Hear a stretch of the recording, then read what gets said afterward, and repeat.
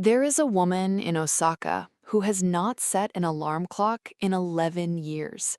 Every morning, before the city awakes, she rises with the light.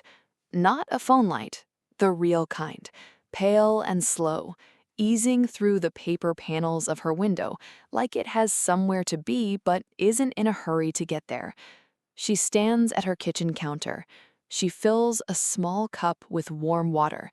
She holds it in both hands and watches the sky slowly shift from gray to gold. She doesn't check anything. She doesn't plan anything. She arrives at her morning, fully, quietly, completely. Now think about your morning. The alarm, the cortisol spike, the reach for the phone before your eyes have even adjusted, notifications already stacking, the day's demands pressing down on you before you've taken a single breath for yourself. You are not lazy. You are not broken. You have simply been handed a version of morning that was never designed to serve you. What you're about to discover is different. Japan has been living it for centuries, and it starts before 7 a.m., with 8 habits so quiet they almost don't feel like habits at all. This is not a video about waking up at 5 a.m. It is not about cold plunges. It is not about journaling for 45 minutes before you've had your coffee, or mapping out your quarterly goals while the rest of the house is still asleep. You've seen that version. You've probably tried that version. And if you're watching this right now, you already know it didn't quite stick. What Japan offers is something quieter, something far older. 8 habits so small and unhurried they barely register as habits at all. And yet, the decades of research behind them and the millions of lives built around them are extraordinary. Number 6 is something 90% of you are doing at the exact wrong moment every single morning, and it's quietly costing you more than you realize. Number 8 has no direct English equivalent. Most people in the West have never even considered doing it before breakfast, and it may be the most important 2 minutes of your entire day. Stay until number 8, because that one reframes everything you hear before it. Habit 1. Think about the moment your alarm goes off. That sharp, sudden sound cutting straight through the deepest part of your sleep. Your heart rate spikes, your body floods with cortisol, your nervous system fires as though something is wrong. And before the panic has even settled, your hand is already moving toward your phone. Notifications, emails, the weight of the entire day landing on your chest before your feet have touched the floor. That is not a morning, that is an ambush. In Japan, waking is treated as a transition, something to be moved through gently, not interrupted. In traditional Japanese homes, paper screens called shoji allow the morning light to filter in slowly, nudging the body out of sleep in natural alignment with the world outside. The body surfaces on its own terms. The mind follows quietly. No spike, no shock. This is rooted in a concept the Japanese call shizen, naturalness. It is the philosophy of living in harmony with the world's rhythms rather than constantly overriding them. Shizen doesn't ask you to rise before the sun, it asks you to rise with it. Your alarm isn't waking you up, it's ambushing you every single morning. And the cortisol surge it triggers can take nearly an hour to fully clear, meaning you are already running behind before the day has truly begun. You don't need to renovate your bedroom. Start smaller. Leave the curtains open tonight. Let the light do what it has done for 10,000 years. But waking gently is only the beginning, because what Japan does in the first 60 seconds after rising, most people in the West pour it straight down the drain. Habit 2. Most mornings in the West begin with coffee. Strong, immediate, consumed in a hurry, often before you've said a single word to another person, sometimes before your eyes have even fully adjusted to the light. The caffeine hits an empty, unprepared stomach, and the body responds the only way it can, with urgency, with tension, with a nervous system already bracing for something before the day has given it a single reason to. Japan begins differently. Before tea, before food, before anything else at all, one small cup of warm water. Not hot, not cold, warm, the way the body itself is warm. Drunk slowly, held in both hands, a simple act that has been quietly practiced in Japanese homes for centuries. Not as a wellness trend, not as a productivity hack, but as something closer to a morning promise, a gentle signal to the body that the day has arrived, and that it has arrived with care. This ritual is rooted in a concept called misogi, ritual purification. Misogi is the ancient belief that the body must first be cleansed and prepared before the mind can be fully engaged. You ready the vessel first, only then do you fill it. You can't pour clarity into something that hasn't been prepared. Japan understood this long before coffee was invented, long before anyone was optimizing their morning for peak performance. They simply knew the body needs a quiet announcement, a soft opening, a moment that says, the night is over and this day begins with care. One cup, both hands, 30 seconds of quiet. The next habit takes place in the one room most of us leave until last. Habit 3. You know this one. The bed left exactly as it was. Duvet half pulled, pillow wherever it landed, sheets still carrying the shape of a restless night. Maybe you've read the argument that highly successful people don't bother making their beds, that those minutes are better spent on things that actually matter. Japan has always had a different answer, a quieter one. In traditional Japanese homes, sleep happens on a futon placed directly on the tatami floor, and every single morning, without exception, that futon is folded, smoothed, and put away. Not because someone might see it, not for appearances, but because folding the futon is understood as the first act of completion in a new day. The night had its place, the day has its own. The physical act of returning each thing to its proper form is how you draw the line between them. This is the philosophy of katachi, form and shape. The Japanese belief that outer order is not merely aesthetic, it is a signal. When the space around you is intentional, the mind inside you responds in kind. And this is where wabi-sabi matters. Wabi-sabi is the Japanese embrace of beauty in imperfection, and it reminds you that purposeful is always enough. It doesn't need to be flawless. Smooth the sheets, straighten the pillow, close the night. You don't make your bed to impress anyone. You make it to tell your mind that the night is finished, that the day ahead is open, that it belongs entirely to you. But what Japan does next is something the rest of the West has almost entirely forgotten, and science is only now beginning to understand why. You are already past the halfway point now. 3 habits in, and if even one of them has landed, if something in the last few minutes felt less like advice and more like a quiet recognition of something you have always sensed, share this with someone who needs a calmer morning. You already know exactly who that person is. But here is where it shifts. What we're about to cover next, habits 4 and 5, most people in the West have never once seriously considered doing before 7 a.m., not even one, and the research behind them is genuinely startling. Habit 4. Here is how movement works in the West. You either do it properly or you don't do it at all. A full session, a real workout, a committed hour at the gym with the right shoes and the right playlist, or nothing. And so on the mornings when time is short, when the day is already pressing in from all sides, movement is the first thing to go. You'll do it later. You'll do it tomorrow.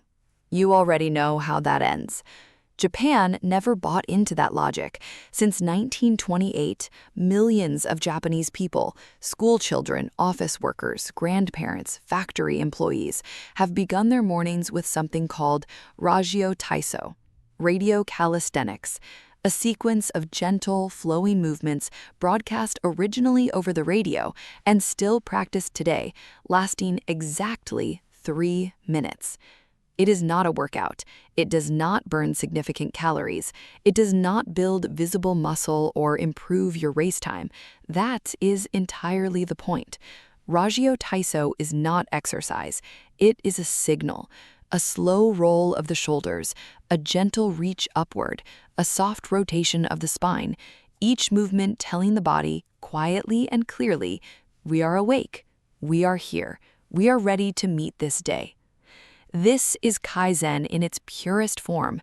Kaizen is the Japanese philosophy of tiny, consistent improvement, the understanding that small actions, repeated daily without exception, compound into something extraordinary over time. Not intensity, consistency, not transformation, continuity. Japan does not move in the morning to burn calories.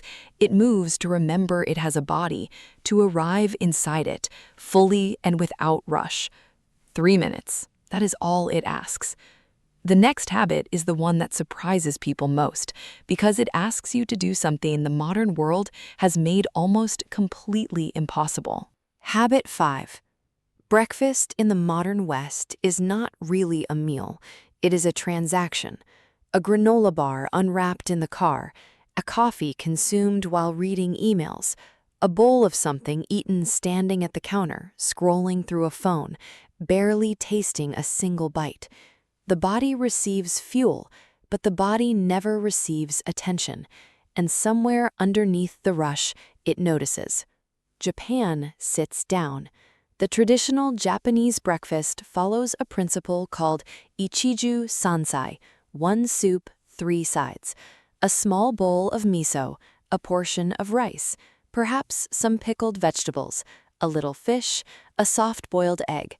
Nothing excessive, nothing elaborate. The meal is modest by design, but the act of preparing it, placing it, and sitting before it is treated as something close to sacred. No phone on the table, no television in the background, just the food, the bowl, the morning light, and you. This is not a diet philosophy.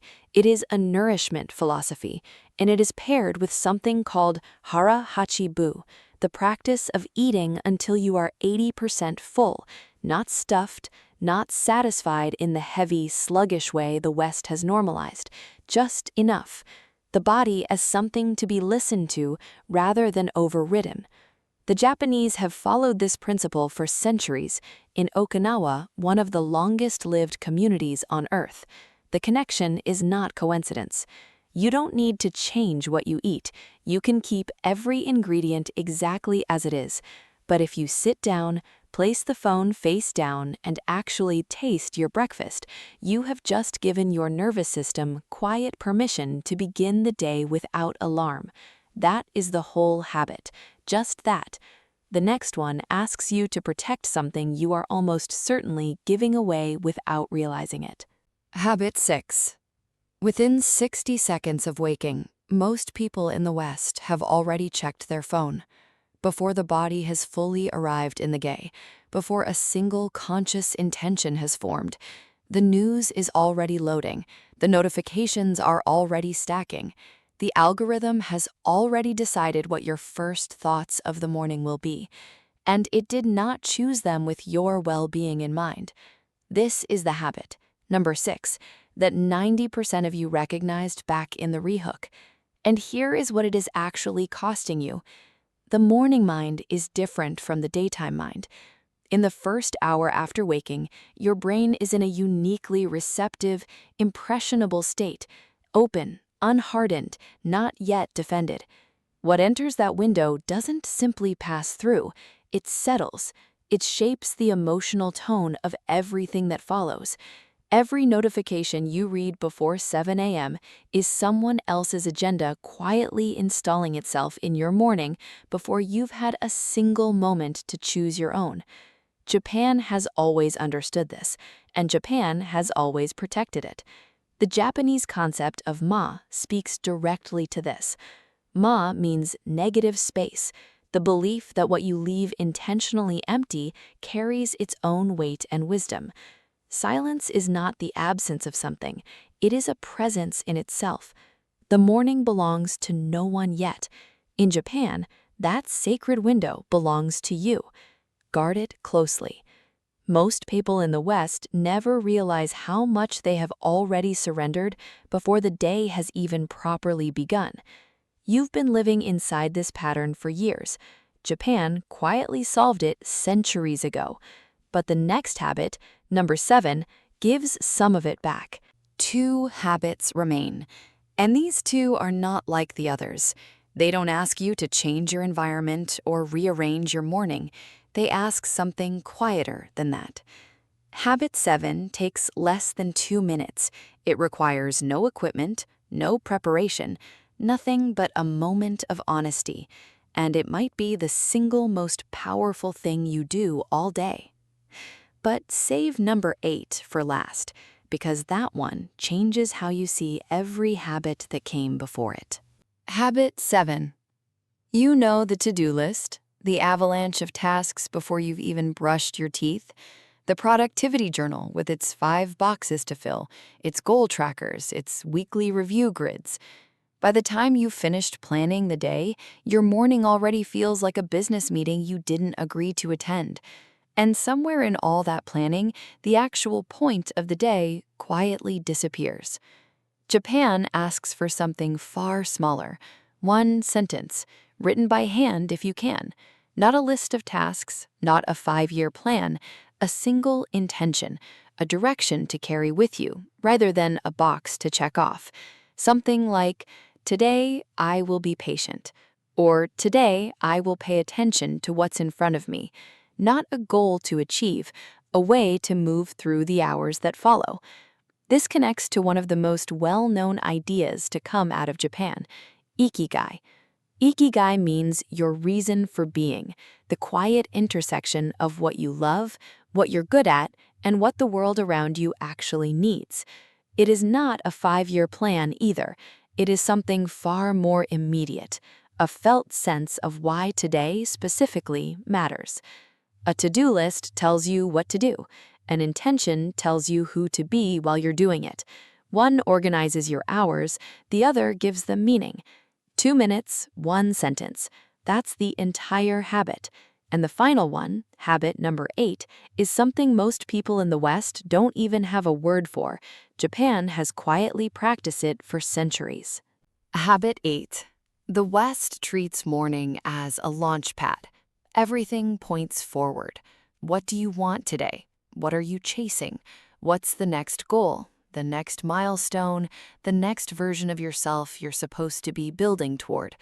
The morning becomes another stage for growth, for hustle, for becoming, rarely a place to simply land. Japan offers a different first question entirely. It's called Nikon, looking inward. Developed by Isshin Yoshimoto and now used widely in Japanese corporate wellness programs, Nikon is a structured reflection practice built around 3 quiet questions asked each morning. What have I received? What have I given? What difficulties have I caused? This is not self-criticism. There's no scorekeeping, no guilt attached to the answers. It's self-witnessing, a calm, honest look at your place inside the lives around you before the day asks anything of you at all. Even 2 minutes spent on these 3 questions has been shown in Japanese clinical research to reduce anxiety and meaningfully increase satisfaction in close relationships. Here is the part that reframes everything you've heard so far. The West starts every morning asking, what do I want today? Japan starts by asking, what do I already have? That single shift, wanting less, noticing more, is the quiet thread running through every habit before this one. The warm water, the folded futon, the 3 minutes of movement, none of them were ever about productivity. They were about presence. This is the one practice that makes all the others actually work. Picture her again, the woman in Osaka. She is still there, in that same kitchen, holding that same small cup of warm water, watching the same pale light move slowly across the sky. She hasn't rushed. She hasn't optimized a single minute of the last hour. She hasn't measured her morning against anyone else's. And yet, she has arrived, fully, quietly, completely ready for whatever the day asks of her. That is the entire secret hidden inside these 8 habits. Not one of them was ever about doing more. Each one was simply an invitation to be more, present for what was already there: the light, the water, the folded futon, the food on the table, the silence before the noise begins. You don't need to adopt all 8 tomorrow morning. Choose one. Let it be small. Let it be enough. If this gave you even one thing to hold a little differently, share it with someone who might need a quieter morning.